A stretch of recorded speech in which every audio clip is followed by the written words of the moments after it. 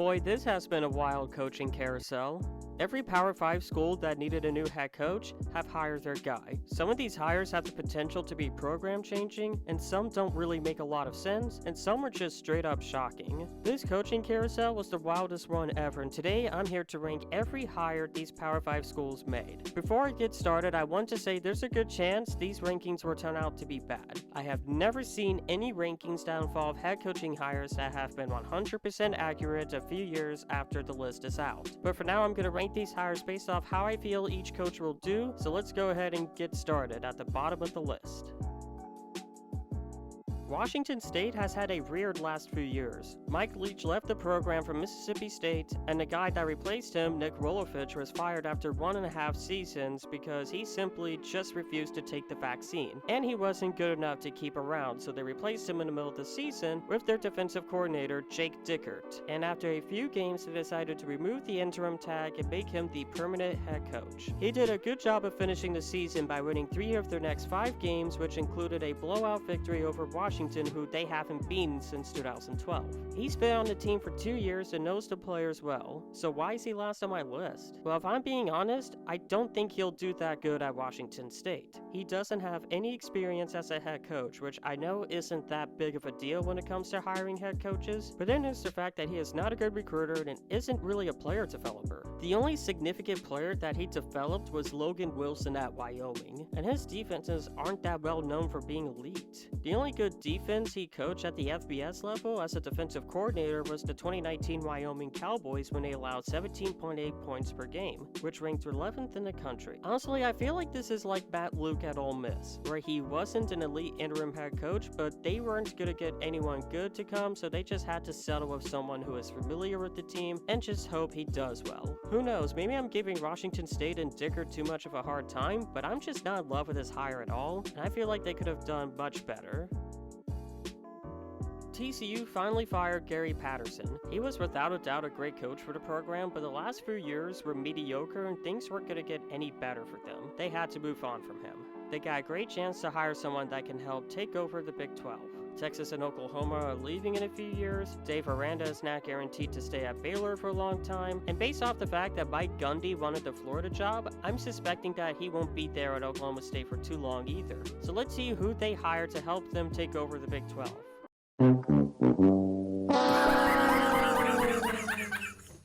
TCU, what are you doing? This isn't going to help the program at all. Sure, he's got a career 71-63 record, won a WAC title and WAC Coach of the Year in 2011, has coached some really good offenses as both an assistant coach and head coach, and sent some really good players to the NFL, but he is still a terrible Power 5 coach. He's 1-3 in bowl games, 4-21 against top 25 opponents, 0-9 against top 10 opponents, 0-6 against top 5 opponents. When he was the head coach at Cal, they had some really awful defenses, and he never fired the defensive coordinator responsible for that. And he has never been an elite recruiter. In fact, he couldn't even beat out future Big 12 members UCF and Cincinnati in recruiting when he was the SMU head coach. This is just an awful hire. The only reason he isn't last on my list is because he does have experience recruiting in the state of Texas, and he does coach some great offenses. But you still might as well have kept Patterson if you were going to hire Dykes. Texas Tech just hasn't had a lot of luck hiring coaches since they fired Mike Leach. Tommy Tuberville lasted 4 years before getting fired, Cliff Kingsbury lasted 6 years before getting fired, and Matt Wells lasted 2.5 seasons before getting fired. And now they just hired Joey Mcguire. He was a longtime high school head coach for Cedar Hill High School with a 141-42 record and winning 3 state championships. He didn't join the college staff until 2017 when he became a tight ends coach for Baylor. But 2 years after that, he became the associate head coach, which is kind of a big deal, and it would stay that way until he got hired by Texas Tech as their head coach. He does have connections to the state of Texas, which is important, but there are some things that concern me. He's never called plays at the college level, never been an elite recruiter or player developer, and he has very little experience as a college coach. But who knows, maybe his time as a high school head coach and being Baylor's associate head coach might help him out a lot with being a college head coach, but nothing about him screams program changer for me. Just like their in-state rivals Washington State, Washington has had a weird last few years. In fact, weirder than Washington State. Chris Peterson suddenly retired in 2019 and promoted defensive coordinator Jimmy Lake as their new head coach. And they won their division in 2020 but didn't play in the Pac-12 title game due to COVID problems. Then they fired Jimmy Lake in the middle of the 2021 season after an awful and disappointing season, and recruiting is looking pretty bad right now. So they went after Fresno State head coach Kalen DeBoer to replace Jimmy Lake.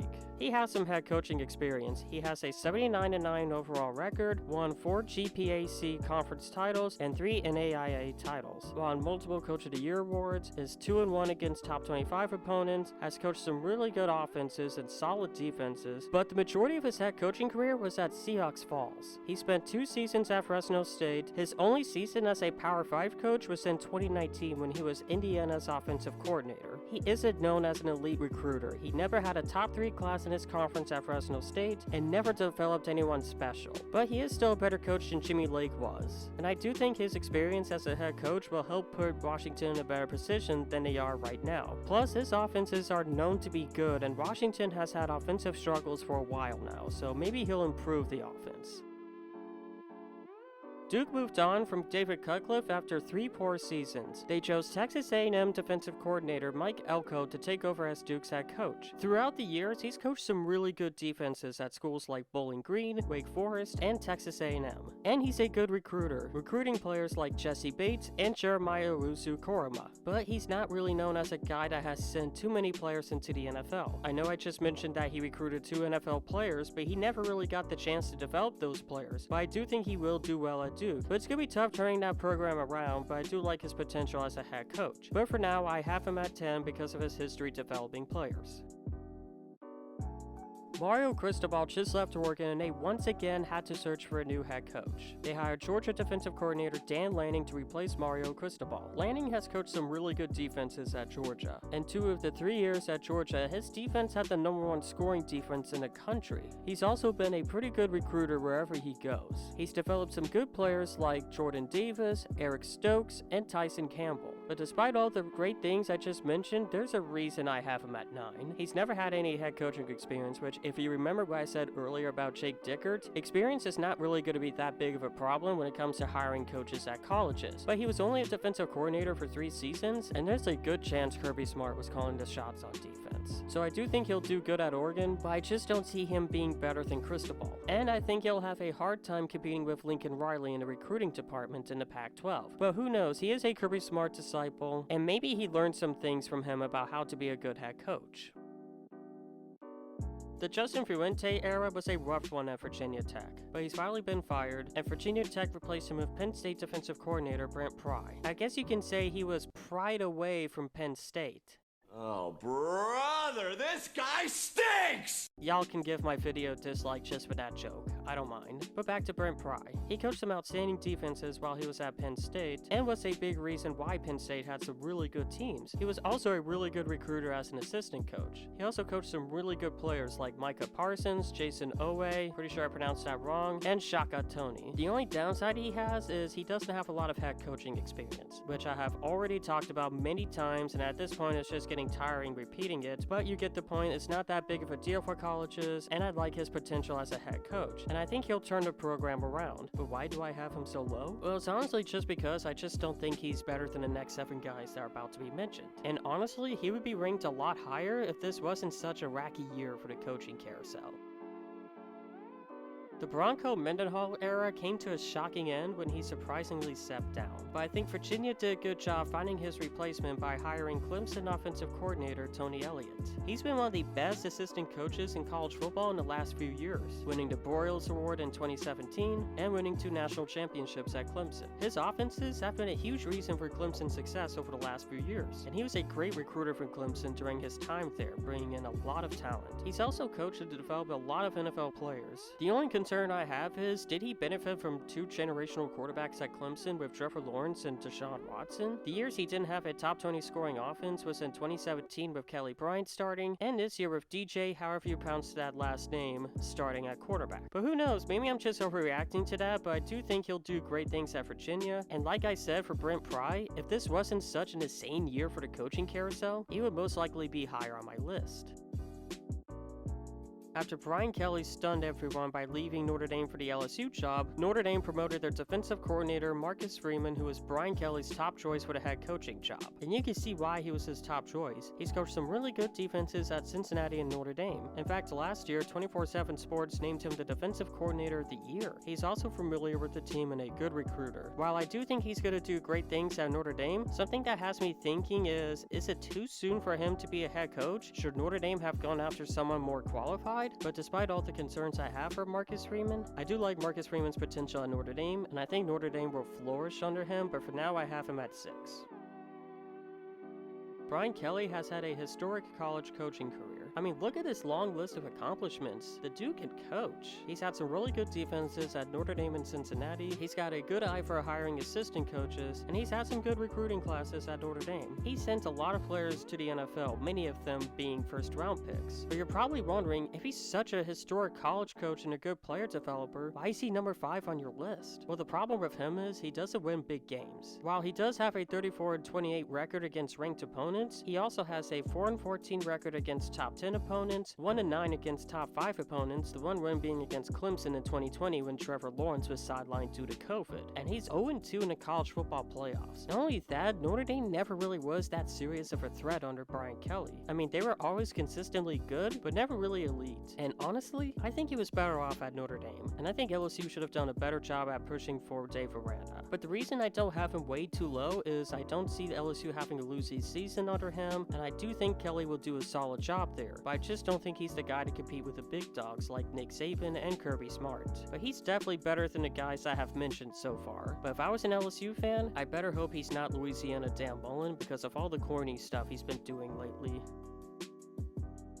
Miami fired Manny Diaz, although the way they handled that was weird, but they got a huge upgrade over him by hiring Mario Cristobal from Oregon. Now I know I gave my criticism about Cristobal in my Billy Napier video and on Twitter, but I do think Miami's a better job for him than at Florida. He's from Miami, and he has a lot of experience recruiting in Miami, as he was Miami's assistant coach in the early 2000s and FIU's head coach from 2007 to 2012. Speaking of his recruiting in the last few years has been very good, in fact so good, he was named the 24/7 Sports Recruiter of the Year in 2015. While he was Alabama's recruiting coordinator, he brought in a lot of talent for Bama while he was there, and I mean a lot of talent. He also dominated recruiting in the Pac-12 while at Oregon, bringing in 2 top 10 classes and having the best recruiting classes in the Pac-12 for 3 straight years. He's also sent a lot of players to the NFL at many different jobs as an assistant coach and head coach. But despite all of that, there's a reason I don't have him in my top 3. He hasn't done a great job winning big games. Anytime Oregon had a chance to make it to the playoffs, they would always lose games they shouldn't, like losing to Arizona State in 2019 and getting smoked by Utah this year. It really felt like he should have done a lot better job at Oregon considering how weak the conference was and how talented Oregon was. Even though I have my concerns about him, I do think he's going to put Miami in a better position as a program than Manny Diaz and Mark Richt did. And I do think Miami will have some really good teams under him, he just won't win big games.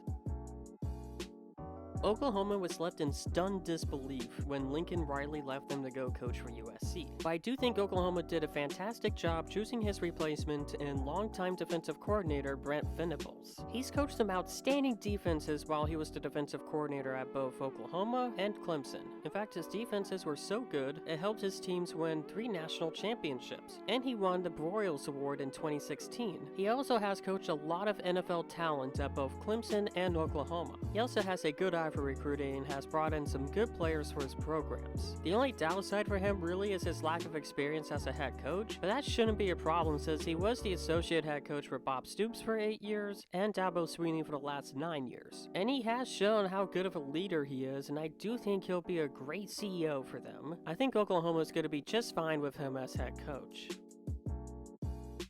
USC has been struggling to make the right hire since Pete Carroll ditched them for the NFL. Lane Kiffin, Steve Sarkisian, and Clay Helton were all huge busts for them, but USC made a huge hire by going after Oklahoma head coach Lincoln Riley. He did a really good job recruiting at Oklahoma, having 3 top 10 classes and finishing best in the Big 12 twice. He's also done a great job of developing players as both an assistant coach and head coach, which includes 2 Heisman winners and 2 #1 overall picks. In his short time at Oklahoma, he helped the Sooners dominate the Big 12, win some big games, and took them to 3 playoff appearances. But there are some legit concerns about Riley. Despite winning some big games against ranked teams, he's 1-3 against top 5 teams, 1-3 in bowl games, and 0-3 in the playoffs, and 2 of those losses were by double digits. He's also had some really bad defenses at Oklahoma, but I do think he'll do a great job at USC. He'll dominate the Pac-12 not just in recruiting but in games, especially with Mario Cristobal gone now. He'll also give USC much better player development than the last 3 coaches combined. Him winning a national title at USC is something I don't have confidence in, but USC will be in a much better place with him as head coach. Now this ranking will have y'all severely disagreeing with me and calling me biased because I'm a Gators fan, and I understand why some would disagree with me and call me biased, but just hear me out, okay? I promise y'all I have a good reason for putting Billy Napier at number 1. He did a lot of great things for Louisiana, giving them their only 10-win season, which was 2019, 2020, and 2021. Won 2 Sun Belt titles and dominated in recruiting in the Sun Belt, having 3 straight number 1 classes in the conference. He also did a great job recruiting at Alabama when he was an assistant coach, bringing in a lot of talent. But the main reason I have him at number 1 is he's a really good CEO. He has a really good eye for hiring assistant coaches. Some have gone to the NFL, like his former offensive coordinator Rob Sale, and some got promoted to bigger schools, like defensive coordinator Ron Roberts when he got promoted to Baylor. His CEO traits make me believe he'll be a lot better than all the coaches that I just talked about in this video, and I do believe he'll be a lot better than Dan Mullen was, Jim McElroy, and Will Muschamp. I really love his potential as a Power 5 coach. He also always had some good offenses and defenses at Louisiana. He knows how to run a program, and I believe he'll do amazing things at Florida. There's some more stuff I want to say about Billy Napier, but I don't want this video to be longer than it already is, so check out my video I made about Billy Napier a couple weeks ago before Florida hired him. It has some more stuff as to why I like him a lot, and I think it'll make more sense to y'all, so please go check that out. I think y'all will like it. It's not a long video. Now, just remember what I said earlier in the video. These lists are never going to be 100% accurate in a few years, so there's a good chance I'll be 100% right about a coach and 100% wrong about a coach. And if the runs I have high hopes for fails, it makes me look stupid, then it is what it is. I know not everyone will agree with everything I said, and that's fine. Just be respectful about it, and I am a open-minded guy, so maybe I'll change my mind about some of these coaches after reading some of your comments. But anyways, that's all I have to say. I hope y'all have a fantastic day, and I'll see y'all later.